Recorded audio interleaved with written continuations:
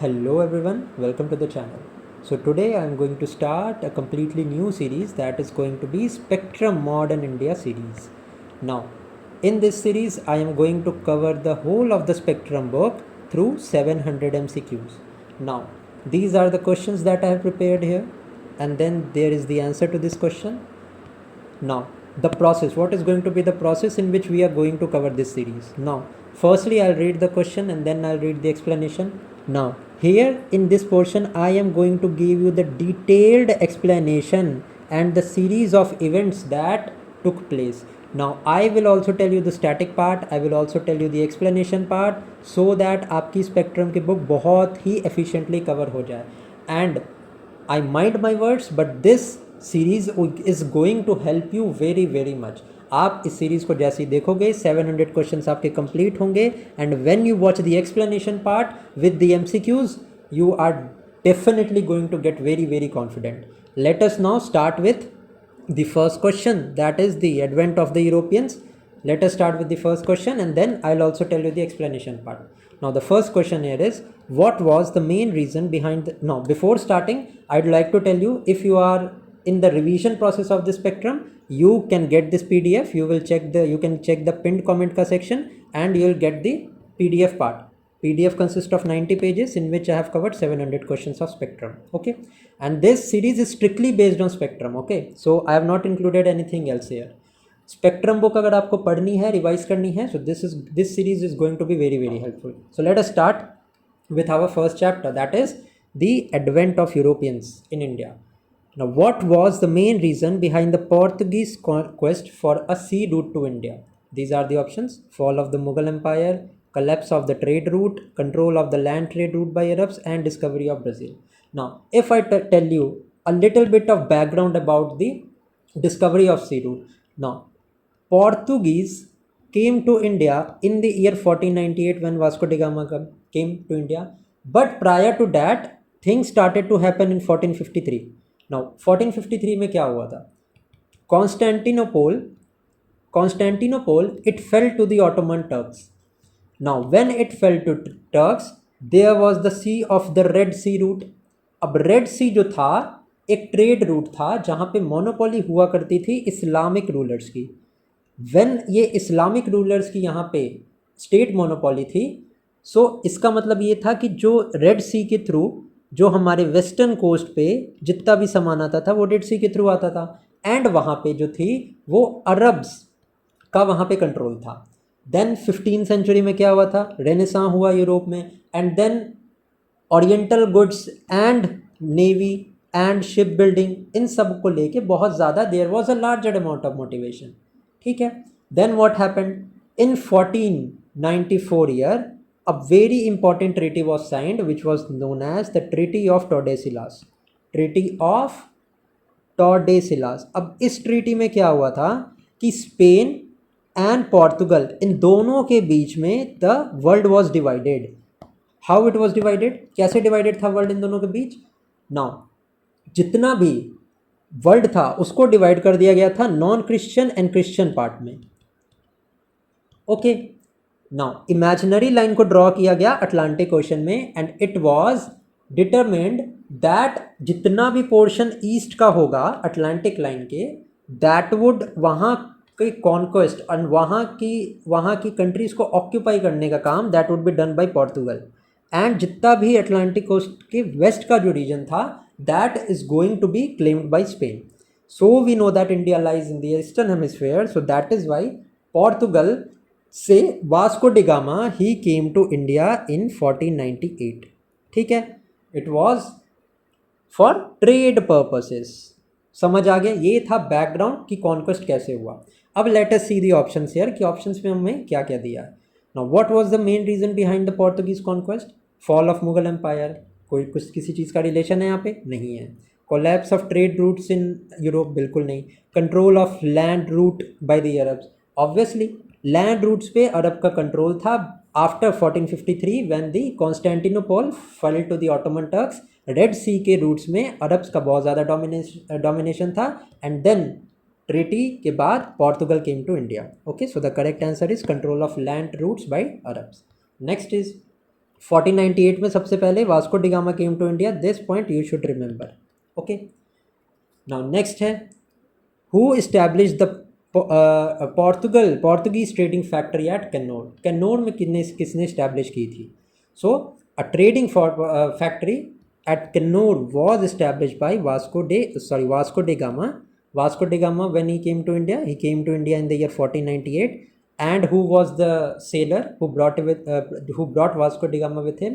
He was Abdul Majid. ठीक है, Abdul Majid was the name of the tailor. And who was the ruler of Calicut at that time? Calicut का ruler कौन था when Vasco da Gama came? So the ruler was Zamorin. ठीक है, and Vasco da gamma से एक और point आपको याद रखना है कि he was the one who established the factory at Kannur. ठीक है, next है what was the main feature of the Portuguese blue water policy? Now before starting the Portuguese blue water policy, एक point आपको पता होना चाहिए, this is regarding who issued this blue water policy. Now ये issue की थी Francisco de Almeida ने। ठीक है, फ्रांसिस्को डी अल्मीडा ने इंट्रोड्यूस की थी।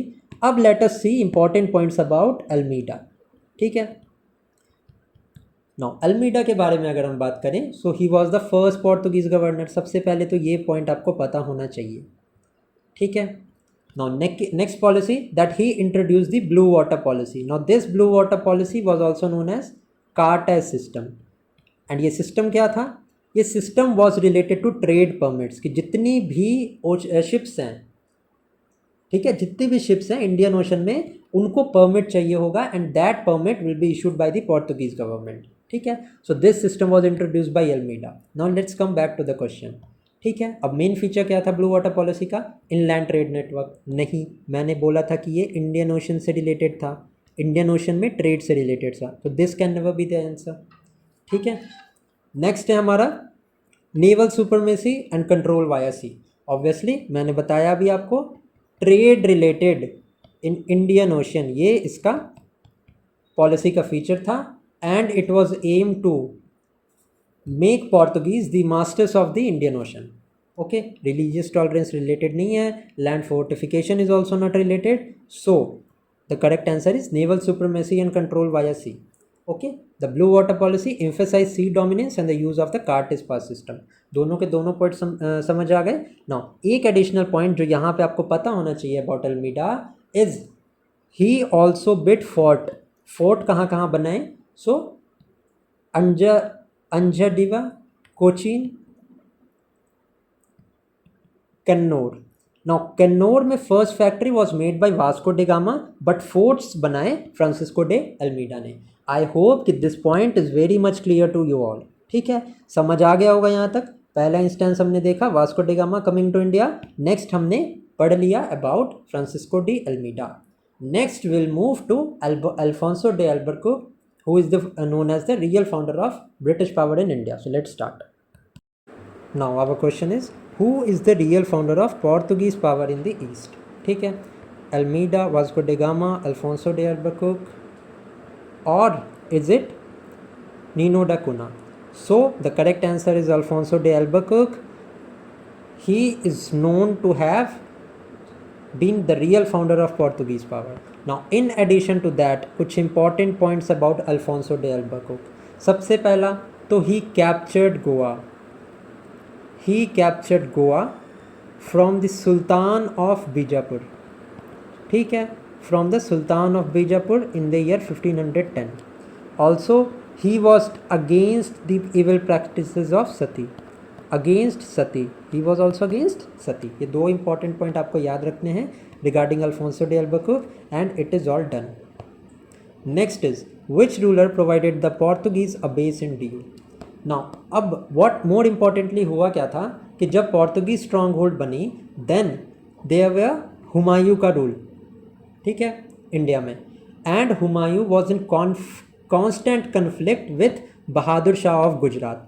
So Bahadur Shah of Gujarat took the help of the Portuguese, and then ultimately इसने क्या किया था, against Mughal they used to fight, but unfortunately हुआ क्या था कि जब भी Portuguese won and after that they killed Bahadur Shah in return।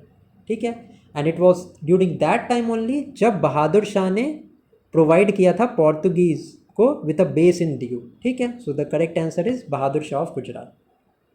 Bahadur Shah allied with the Portuguese during इस conflict with Humayun and it was at that time जब इसने अपना दीव का जो एरिया था वो दिया था. Now next is what was the key cause of the decline for the Portuguese in India. अब let's see the option here. Constant victories over Mughal forces, baseless है, कोई सेंस नहीं है इस ऑप्शन का. हारमोनियस रिलीजियस पॉलिसी, क्या the Portuguese were harmonious? No, they were not, they were intolerant. They were intolerant towards the Muslim religion. So ये option भी नहीं हो सकता. Rise of Dutch and English Company. Obviously this is true. Why this is true? 1596 में Dutch country का first person Cornelis de Houtman ही came to Sumatra. 1596 में Houtman केम.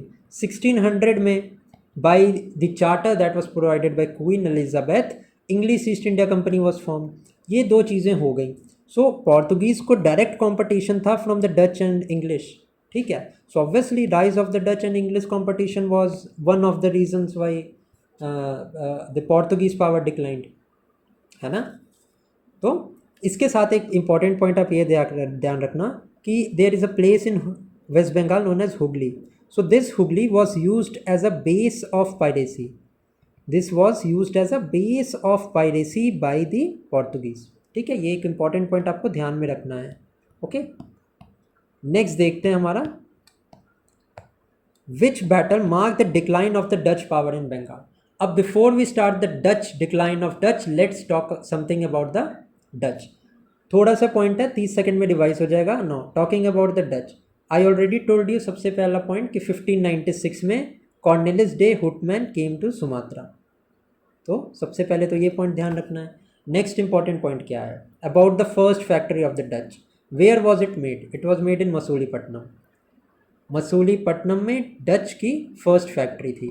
Now another important thing, जो नागापट्टनम था, I told you, which was a Portuguese strong hold. Nagapattinam was captured by the Dutch from the Portuguese. ठीक है, and this Nagapattinam was made a stronghold of Dutch in the South India. ठीक है, इसके अलावा the Dutch establish many factories. Factories कहाँ कहाँ establish की थी? पूरे कोरोमंडल कोस्ट पे. ठीक है, but for the candidates preparing for the BPSC 1632 में डच ने पटना में, which is today in today's world it is known as Patna college, 1532 में the Dutch factory was established in Patna. Okay, other than that Kasimbazar, Chinsurah, Karaikal, Surat, हर जगह the Dutch establish their factory. Now the point is about the Anglo Dutch rivalry. Anglo Dutch, now Anglo means English involve थे, Dutch means against the Dutch, and that is what led to the decline of Dutch power in Bengal in 1759. अब Dutch और Anglo Dutch rivalry का core root क्या था? What was the core reason? It was the trade only. Trade की वजह से Portuguese also suffered the challenges and trade की वजह से this also happened, the Dutch decline also happened. Now अब ये पूछ रहा है decline of Dutch power in Bengal 1759 में क्या हुआ? तो it was due to the battle of Bedara. It is also known as battle of Hooghly. ठीक है, in which the English defeated the Dutch. Now यहाँ पे जो एक बैटल ऑफ अम्बियोना दिया है, नाउ ये battle is also important. Why it is important?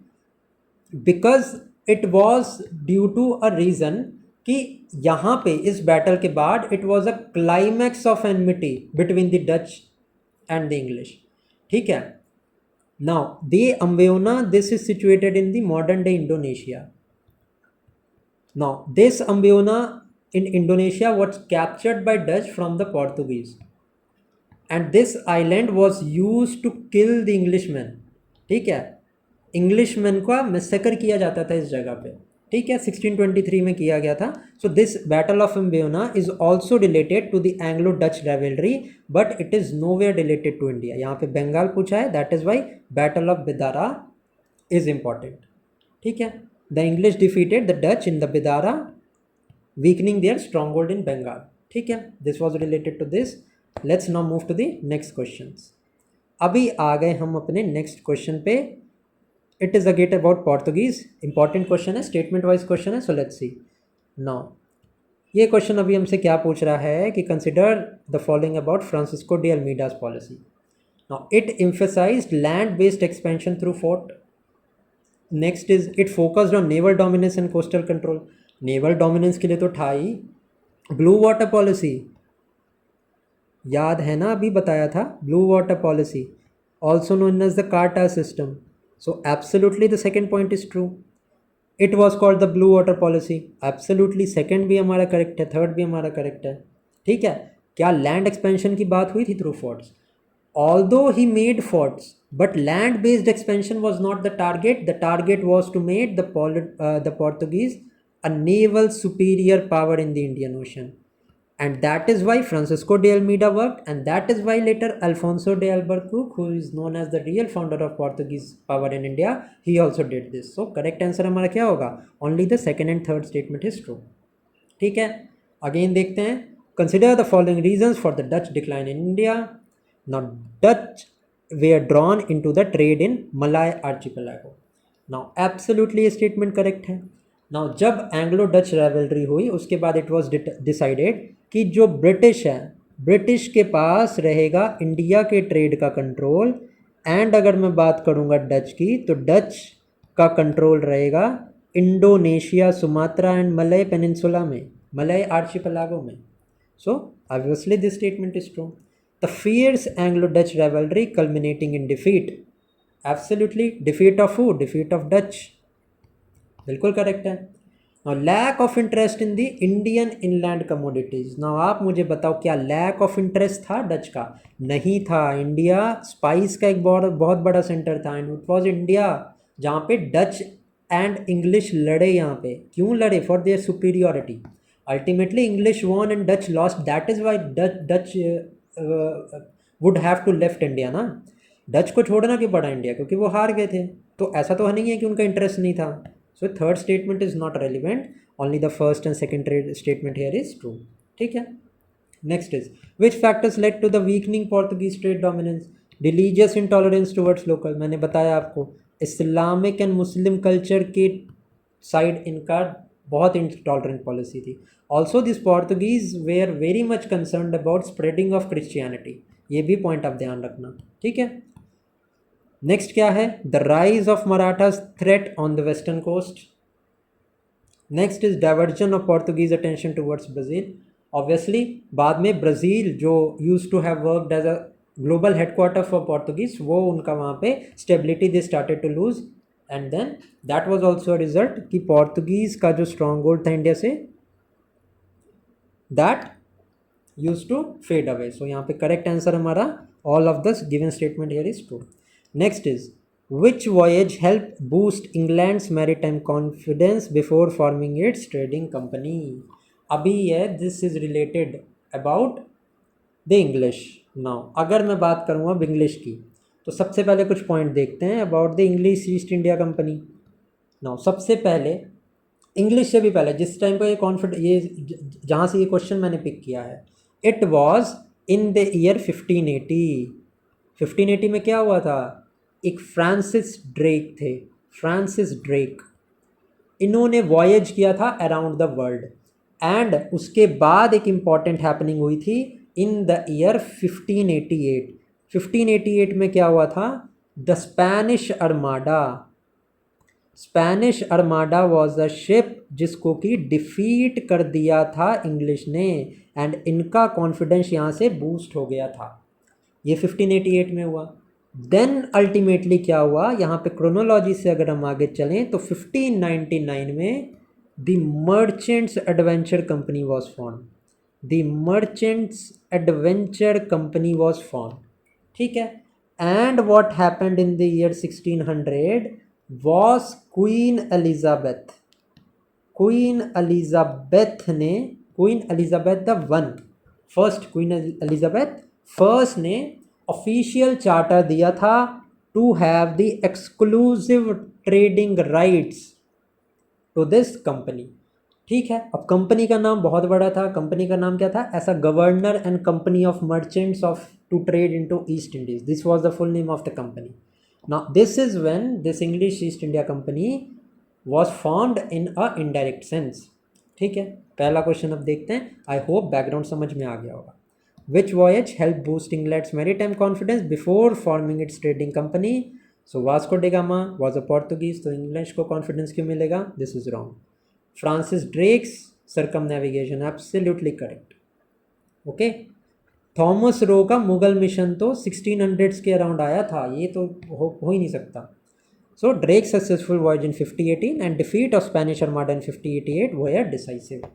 Next is where was the first English factory setup on the western coast of India.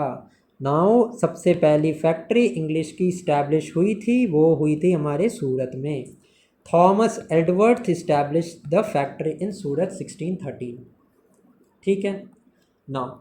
अभी permanent factory की बात है यहाँ पे, लेकिन अगर मैं बात करूँ ट्रेडिंग से रिलेटेड, ठीक है, ट्रेडिंग इंग्लिश ने सबसे पहले स्टार्ट कहाँ की थी, तो trading was started in Masulipatnam सबसे पहले. ठीक है, and when was this trading started, ये स्टार्ट हुई थी 1611 में. ओके, एंड लेटर यहाँ पे ट्रेडिंग स्टार्ट हुई थी 1611 पे, and later in the year 1616 they made a permanent factory. So first factory जो थी that was made in Surat, second factory जो थी वो सेकंड फैक्ट्री वो मसूलीपट्टनम में थी. यहाँ पे हमारा करेक्ट आंसर क्या होगा, सूरत होगा. Next is who represented the British crown at Jahangir court in 1615. Now यहाँ पे रिलेटेड है 2 पॉइंट्स. सबसे पहला तो जो मिशन आया था वो 1608 में आया था. कौन आया था, William Hawkins. William Hawkins came to the Jahangir court in 1608 when this William Hawkins was appointed a mansabdar. Mansab appoint किया गया था, बहुत हाई रैंक अपॉइंट किया गया था by Jahangir. Again in the year 1615 Thomas Roe came. Thomas Roe came. ठीक है, now ये 1615 की बात कर रहा है. So who represented the British crown and who was the British crown at that time. So British crown ने सेंड किया था सर थॉमस रो को in the year 1615 when he came to the court of Jahangir. ठीक है, Roe secured permission for English trade in Agra, Ahmedabad and Broach. This was the utility of 1615. सबसे पहला ये समझ लो, आगरा, अहमदाबाद और भरूच में ट्रेडिंग फैक्ट्री बनाने के लिए, ट्रेडिंग के लिए they got the permit from Jahangir. ठीक है, next is which city replace Masulipatnam as the southern headquarter of the English settlement. ठीक है, ये कब हुआ. अब इसको बताने से पहले थोड़े से क्रोनोलॉजी में I would like to tell you some more things. सबसे पहला तो ये, यहाँ तक हमने देख लिया 1615 में Jahangir gave permission to Thomas Roe to establish trading factories at Agra, Ahmedabad and Bharuch. In addition to that, Bombay एक important place थी जिसको कि Charles to who was the Portuguese at that time, Portuguese king at that time, so उन्होंने दिया था as a, क्या बोलते हैं उसको, yes, as a dowry. Mumbai was given as a dowry क्योंकि Charles married the Portuguese princess Catherine. The name of the princess was Catherine. 1662 में he was married to an Englishman and Bombay was given as a dowry. ठीक है, on the payments of 10 pounds only. And later जो western presidency का headquarter था, पहले तो मैंने बताया इट वॉज सूरत. सबसे पहली फैक्ट्री 1613 में इस्टेब्लिश हुई थी सूरत में, but later this western headquarter was transfer to Bombay. समझ आ गया ये पॉइंट भी. ठीक है, so this is the most important point. Now next is 1613 में क्या हुआ. सो 1639 से ये हमारा क्वेश्चन रिलेटेड है. Which city replace Masulipatnam as the southern headquarter of the English settlement. So it was Madras. Now this was founded in 1639 by Francis Day with a land grant from Chandragiri ruler. Now Chandragiri ruler, he gave the permission to fortify the settlement of Madras and it later became Fort St. George. And जो Masulipatnam was the capital headquarter of the English settlement in South India, this Fort St George in Madras was made as the headquarter. ठीक है, दो forts हैं यहाँ पे याद रखना, एक फोर्ट सेंट जॉर्ज है और एक फोर्ट विलियम्स है। ठीक है, fort Williams was made in the year, किस ईयर में बिल्ड हुआ था? 1700 में बिल्ड हुआ था for the training of civil services. ठीक है, ये फॉन्ट, और ये कहाँ पे था? ये कैलकाटा में था। And this fort saint George is in Madras. समझ आ गया? कंसेप्ट क्लियर हो गया? Let's now move to the next question. Who allowed the English to trade in Bengal for 3000 annually in 1651? ठीक है, हु अलाउड? तो शाह सुजा ने अलाउ किया था। क्या अलाउ किया था? सो शाह सुजा इन 1651 was the subadar of Bengal, and he allowed the English to trade in return for an annual payment of 3000 rupees. So consequently, in the year 1651, what happened was the factories were started in Hooghly and other places like Qasim Bazaar, Patna and Rajmahal. ठीक है, also William, यहाँ पे William hedges का नाम याद रखना, he was appointed the first agent and the governor of Bengal, governor of the, not governor of Bengal but governor of the company in Bengal, it was William Hedges. जैसे जैसे क्वेश्चंस का level raise कर रहे हैं ना स्टेट पीएससी या UPSC, आपको ये पॉइंट्स पता होने चाहिए। William Hedges is an important name that you need to know. ठीक है, नाउ नेक्स्ट देखते हैं, which Mughal emperor issue trade farmans to the company in Bengal, Gujarat and Hyderabad? ये कब हुआ? सो ये, इसको गोल्डन फरमान भी बोला जाता है।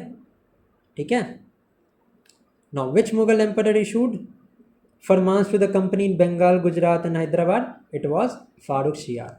अब फारूक सियार ने 3 फेमस फरमान्स जो थे वो दिए थे। ठीक है, एंड ये जो फारूक सियार के फरमान हैं, this is known as the Magna Carta, Magna Carta for the English East India company. ठीक है, नाउ बंगाल, गुजरात एंड हैदराबाद में कंपनी के एक्सपोर्ट एंड इंपोर्ट को एग्जेम्प्ट किया था from any custom duties for from मतलब कि कितना पेमेंट पे? सो 3000 रुपीज़ बंगाल में एग्जेम्प्ट कर दिया था। इसके अलावा what was done was dastak were issues, dastak were related to transportation system, जैसे काटा सिस्टम था ना वैसे दस्तक को इशू कर दिया था। एंड जो तीसरा इंपॉर्टेंट यहाँ पे जो फरमान था, दैट वाज कि English were allowed to mint their own coins, English को अलाउ किया था उनके अपने कॉइन मिंट करने का, and that coins would have the legitimacy all over the Mughal empire. ठीक है, this all was done during the reign of Farrukh Siyar. अभी फारूक सियार 1717 में था। एंड एक इंपॉर्टेंट पॉइंट आपको मैं और यहाँ पे बता दूँ regarding Aurangzeb, now to meet Aurangzeb, an ambassador was sent to his court in the year 1701. What was the name of the ambassador? So the name was Sir William Norris. इनका नाम important है, याद रखना। William Norris was sent to Aurangzeb. ठीक है, and ultimately ये मैं year भी बताता हूँ आपको, 1708 में क्या हुआ था कि पार्लियामेंट एंड क्राउन के प्रेशर से जो 2 डिफरेंट नाम थे English companies, they were combined under a common title of United Company of merchants of England Trading to the East Indies. ये merger of the name was done in the year 1708। ठीक है, next देखते हैं। Next is about, फिर से वो question है, which region was gifted to the English crown by the Portugal in 1662? I already told you, Bombay को गिफ्ट किया गया था as Charles II was the Portuguese king and an Englishman married his daughter Catherine. So Bombay was gifted as a dowry for only 10 pounds। ठीक है, and later this Bombay became the headquarter of western presidency. I hope कि अभी तक आपको ये chapter बहुत अच्छे से समझ में आ रहा होगा विथ कंसेप्चुअल क्लैरिटी। ठीक है, Let's now come to the French. Which Frenchman led the 1667 expedition that established the factory at Surat? But before that, let me give you a brief idea about the French. अगर मैं French की बात करूं, so who was the king when the French East India Company was made? It was the Louis XIV. ठीक है. Now, who was the name? What was the name of the king? It was Colbert. Colbert laid the foundation of the French East India Company in the year 1664. ठीक है. And this company and this French East India Company was granted a 50-year monopoly, a 15-year monopoly. And in the year 1667, Francis Caron led the expedition to India, ultimately setting up a factory at Surat. ठीक है. So Caron also helped to establish the Masulipatam factory. So it was under Francis Caron. Now two important things that I would like to tell you and revise करवाने की मैं यहाँ पे कोशिश कर रहा हूँ आपको. That is regarding the English and the French. इनमें आपने अभी तक क्या कॉमन देखा? It was about their first and the second factories. English and French दोनों की first factory was established in Surat and second factory was established in Masulipatam. ठीक है. आई होप आपने ये डिफरेंस यहाँ पे नोटिस या आपने सिमिलैरिटी यहाँ पे नोटिस करा होगा. ठीक है. नाउ नेक्स्ट देखते हैं. Which French administrator is considered the founder of Pondicherry? ठीक है. अब ये पौंडीचेरी कहाँ से आ गया? सो पौंडीचेरी सबसे पहले आपको पता होना चाहिए कि इस्टेब्लिश कब हुआ था. Now it was established in the year, सबसे पहले इसको इस्टेब्लिश किया था इन द ईयर 1674 में. किसने किया था? So it was establish by François Martin. ठीक है. नाउ कुछ अगर मैं बात करूं इसके about the history of Pondicherry, so 1673 में क्या था कि there was Sher Khan Lodi. He was the governor under the Bijapur sultan. Then François Martin जो था, he was the director at the Masulipatam factory. So ultimately Pondicherry was founded in the year 1674 and Caron जो हमने अभी ऊपर नाम पढ़ा था, who established factory at the Surat, first French factory at Surat, he became the French governor. ठीक है. Other than that Pondicherry के अलावा अगर मैं बात करूं तो माहे, कराईकल, बालासोर एंड कासिम बाजार, दीज वेयर द प्लेसेस जहाँ पे फ्रेंच की फैक्ट्री वॉज इस्टैब्लिश्ड. ठीक है. So Francisco Martin founded it in 1674 and made it a key French centre. Next is जब अब इंग्लिश भी आ गए, फ्रेंच भी आ गए, डच भी आ गए, तब हुआ हमारा कार्नेटिक वॉर. ठीक है. अभी अगर मैं कार्नेटिक वॉर की बात करूं, so this was a series of war. It was a war for the supremacy. 3 Carnatic war हुए इन टोटल. ठीक है. सबसे पहला तो हमारा फर्स्ट कार्नेटिक वॉर था, देन था हमारा second Carnatic war and then था हमारा third Carnatic war. Now first Carnatic war and the third Carnatic war were due to the European succession. मतलब यूरोप में जो फ्रेंच एंड इंग्लिश के बीच का वॉर था, ये दोनों war were result of this Austrian accession. Second जो रीज़न था सेकेंड एंग्लो फ्रेंच वॉर का, ये इंडियन कॉज की वजह से था. ठीक है. ये सबसे पहला पॉइंट आपको ध्यान में रखना है. Okay. First Anglo Carnatic war, it ended with the treaty of Aix la Chapelle. Now you need not go into the depth of this treaty, बस आपको ये समझना है कि the treaty of Aix la Chapelle was signed to bring the Austrian war of succession to a conclusion, in which Madras को hand over कर दिया गया था back to the English and French को जो उनके नॉर्थ अमेरिका की टेरिटरीज थी वो वापस कर दी गई थी. Okay. Now this first Carnatic war is remembered for the battle of St Thome in Madras.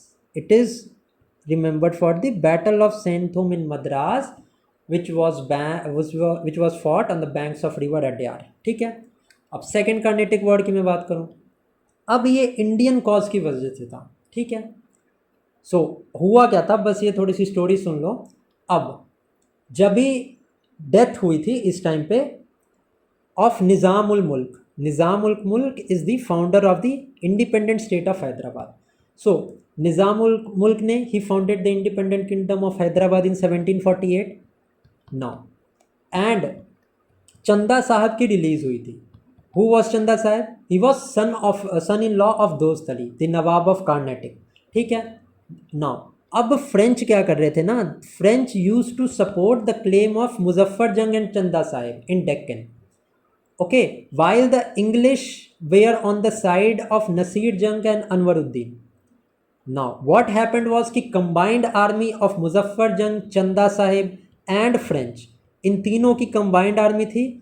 इन तीनों ने मिलके अनवरुद्दीन को डिफीट कर दिया था in battle of Ambur in 1749। Then क्या हुआ, मुजफ्फर जंग जो था he became the subedar of Deccan and Dupleix was appointed as the governor of all the Mughal territories which was south to the river Krishna.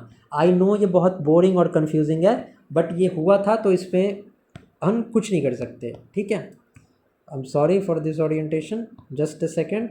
Yes, so ये यहाँ पे ये चीज़ हुई थी। ओके, नाउ उसके बाद फिर क्या हुआ था, अल्टीमेटली मुजफ्फर जंग जो था ही बिकेम दी सूबेदार ऑफ डेक्कन। एंड मैं बता रहा था ड्यूप्लिक्स को अपॉइंट किया गया था मुगल गवर्नर वो सारे एरिया के which was south of the Krishna river.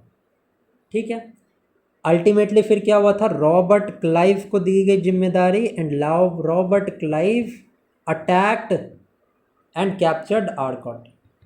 ठीक है, so this was all about second Carnatic war. इसमें कोई मेजर ट्रीटी यहाँ पे साइन नहीं हुई थी, बट थर्ड जो है हमारा third Carnatic war that is important because it ended with the treaty of Paris. अब it was during this time that a famous battle of Wandiwash happened.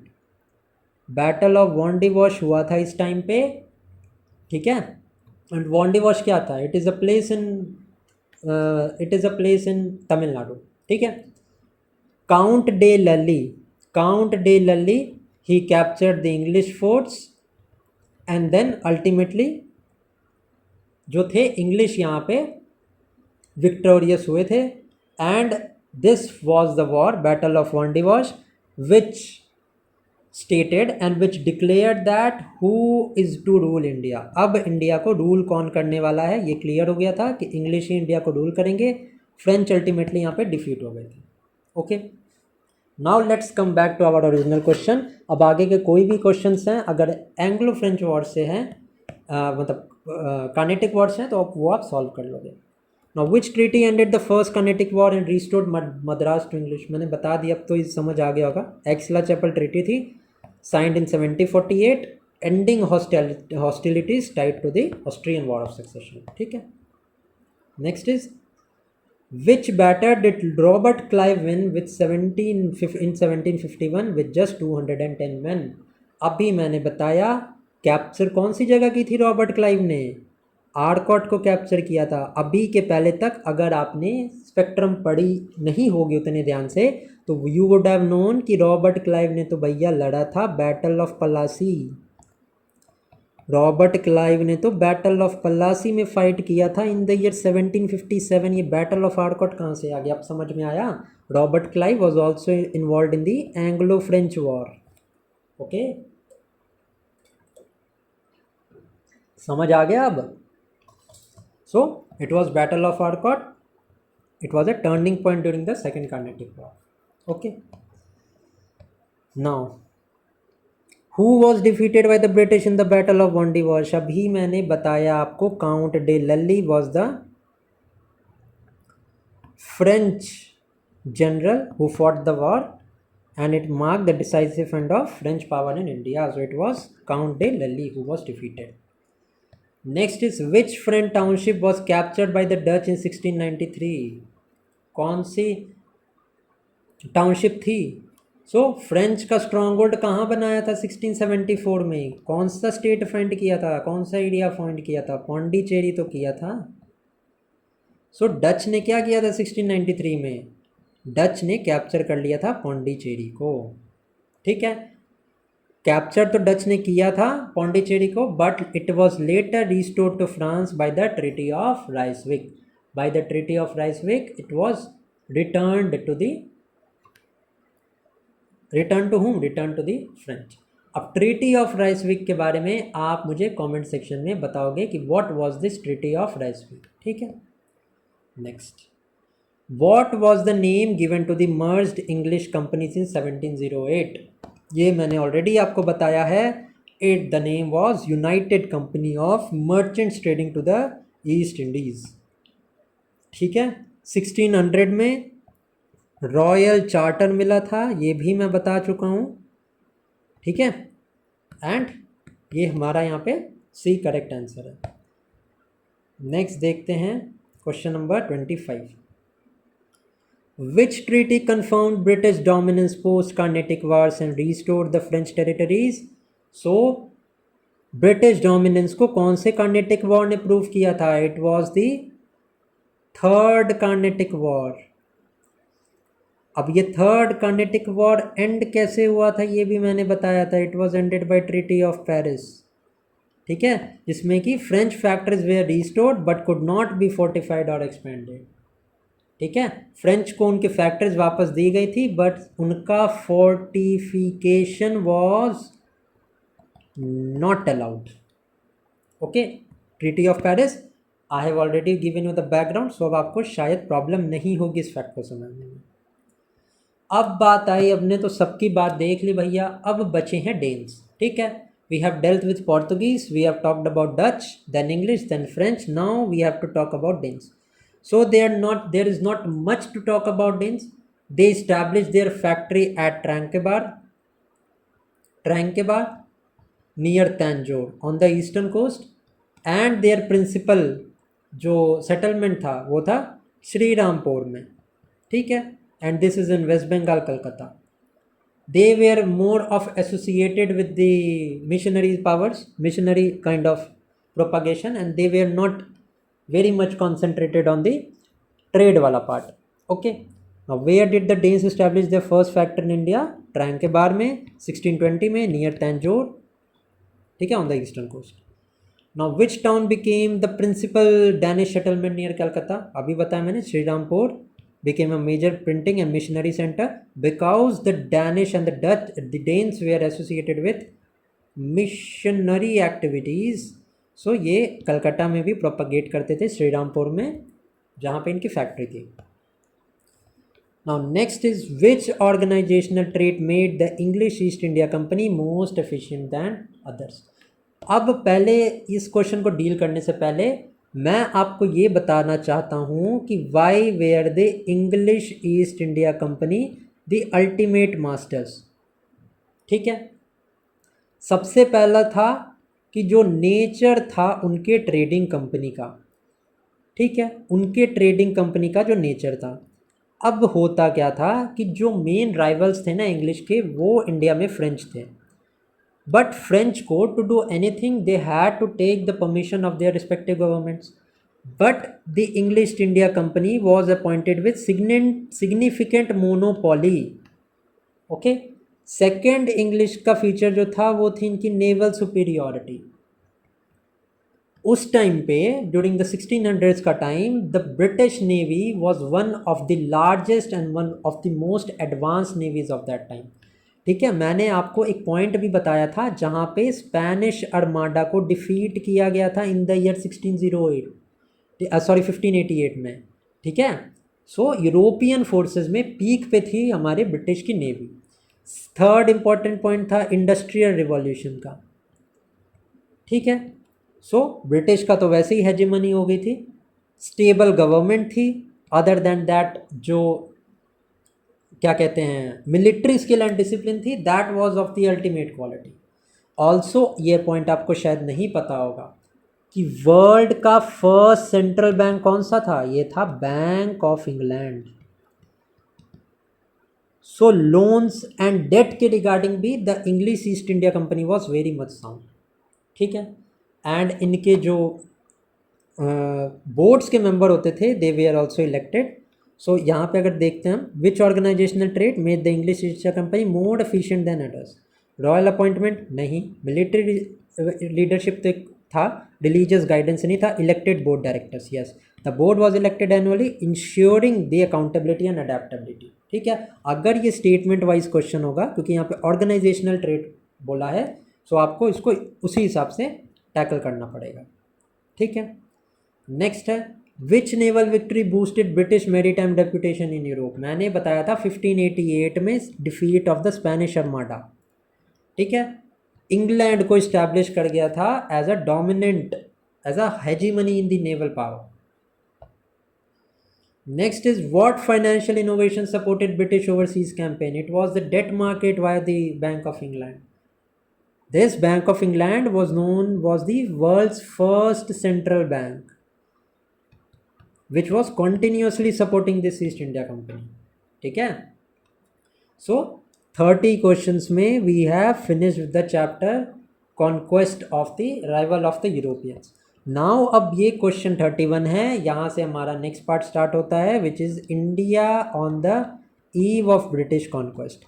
अब यहाँ से I am going to start in some separate video. सो अगर आपको video अच्छी लगी हो तो वीडियो को लाइक करना। If you want the PDF of this you can click the download link. The PDF is available at 29 rupees. If you want the sample PDF you can come to the Telegram channel, ठीक है। अगर आपने पढ़ी हुई है spectrum and बस आपको सिर्फ रिवीजन ही करना है तो ये सारी PDF मैंने तैयार की हुई है। You can download this PDF and not straight away इसको कवर कर सकते हो। But if you want to complete with me explanation के साथ सारा कुछ करके, तो this I will cover slowly. Daily lecture upload होगा and I will complete this, ठीक है। So till then keep studying and thank you for watching, ठीक है।